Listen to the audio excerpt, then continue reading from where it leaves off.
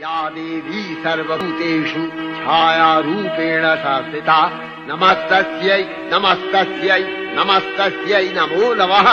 या देवी सर्वभूतेषु शक्तिरूपेण संस्थिता नमस्तस्यै नमस्तस्यै नमस्तस्यै नमो नमः। या देवी सर्वभूतेषु तृष्णारूपेण संस्थिता नमस्तस्यै नमस्तस्यै नमस्तस्यै नमो नमः। या देवी सर्वभूतेषु शान्तिरूपेण संस्थिता नमस्तस्यै नमस्तस्यै नमस्तस्यै नमो नमः। या देवी सर्वभूतेषु जातिरूपेण संस्थिता नमस्तस्यै नमस्तस्यै नमस्तस्यै नमो नमः। या देवी सर्वभूतेषु लज्जारूपेण संस्थिता नमस्तस्यै नमस्तस्यै नमस्तस्यै नमो नमः। या